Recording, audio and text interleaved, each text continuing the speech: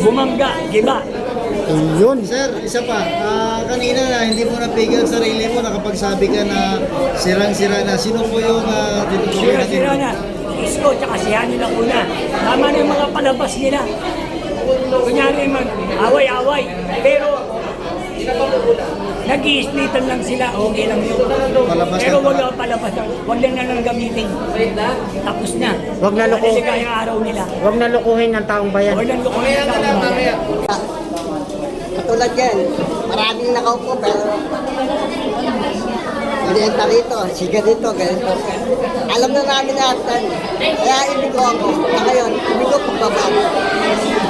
Ay, ibig sabihin tayo, gusto nyo na ng pagbabago kasi kaliwat kanan yung bentahan. Oo, kaliwat kanan ang bubentahan. Gusto ko bago naman. Nakakasawa na eh. Hindi lang 3, 6 na taon. Ang nangyayari sa Manila. Kasi, palit-palitan lang sila, hindi na makikita. Hindi na talaga pagbabago. Kaya ako, tapos puso ko sinasabi, kay Pampara ko, hindi ko pa naman siya kilala, pero pagkalaban ko na siya. Dalang ko masasabi ko. O, panawagan naman natin kay Pangulong Bongbong Marcos. Ako, talagang BBA ako. Yung araw ng election ng presidente, napamagkay namin, ako lang BBA.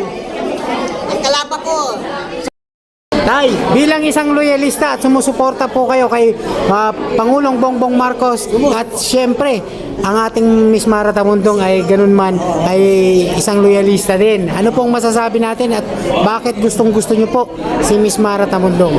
Tama na yung mga halimaw. Umalis na sa lungsod ng Maynila. Tapos na. Kailangan palitan na ni Ma'am Mara Tamundong. Ayos na ayos yan. Kailangan ng lungsod ng Maynila na para mapaganda, bumalik ulit sa dating anyo ang lungsod ng Maynila. Wala na yung mga halimaw. Tapos na sila. Tama na. Tama na yung pagbibenta. Okay lang. Basta susuporta lang kami kay Mara Tamundong. Presidente Bongbong Marcos. Ito. Okay na. Ano po ang nagustuhan natin kay Ma'am Mara Tamundong? Mabait. Matulungin. Walang pinipili.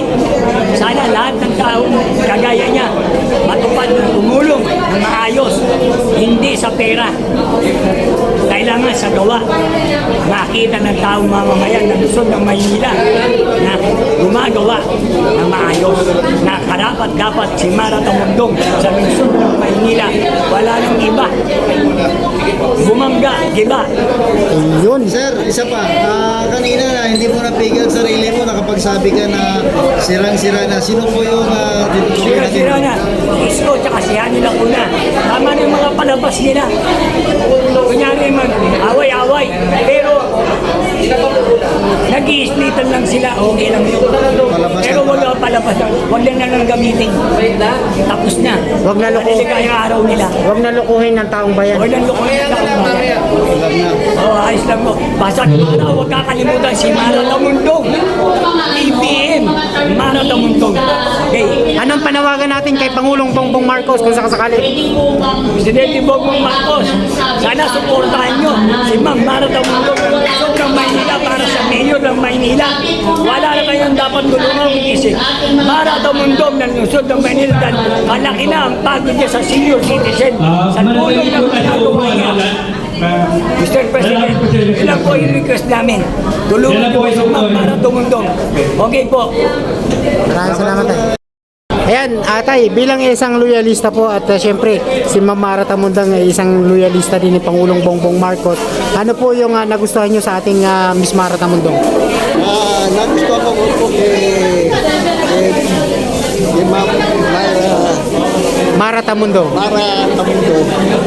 Ano po siya eh, buong tao siya. Hindi siya naman personal, ibig niya lang makatulong. Ako sa totoo lang, napakabuti. Hindi ko lang siya nakita. Pero nakita ko yung bugis ng mukha niya, akali niya, napakabait niya. Ako, matagal na ako sa politika. Marami na ako natulungan, pero pag natulungan ko, hindi katulad ni Mama. Siya bumababa kahit na hindi siya kilalang tao. napunta kanya, nakita ko na siya. Pero para sa akin, wag ako sa kanya. Kung bibigyan siya ng pagkakataon dito sa Maynila, ipoboto ko siya sa buong pamilya ko. Unang-una, pamilya ko, kung saan taong bukoto na siya.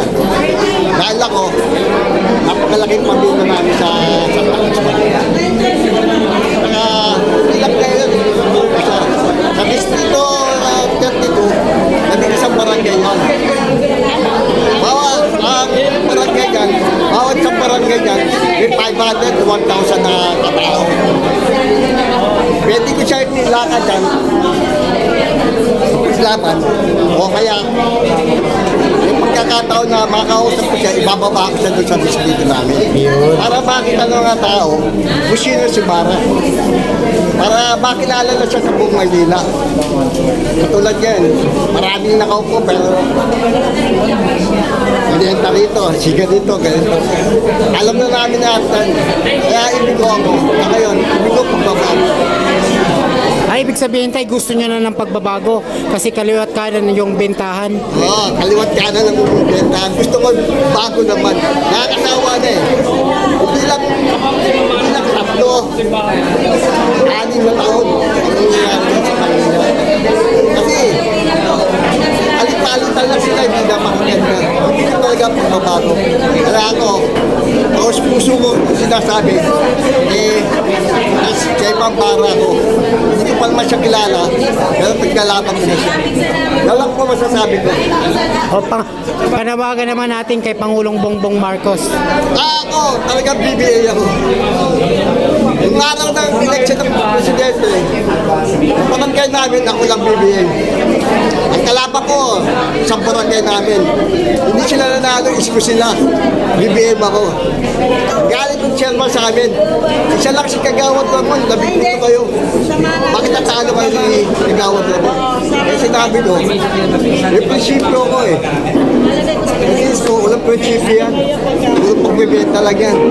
Kung wala ng pera yan. Yung araw si Isko, tao lang ni Mayor Erot yan. Kasi nasa ilaw na ako ng araw. Kaya kilala ko sila. Kaya ako, sino ganda pinapakita sa Maynila. Sino may puso talaga. Hindi ko kailangan ng pera eh. Eh, panawagan mo kay Miss Mara Tamundong. Ipanawagan na natin. Ma'am, pagkakataon kayo bumaba sa distrito namin, sa Quezon 32. O kaya, hindi pa sa ngayon siguro kasi bawal pa yan eh. Sa susunod, malapit na ma'am. Ibigay ko kayo sa aming barangay. Sana matulungan niyo ako at tutulungan ko naman po kayo lahat. Yun lang po siya.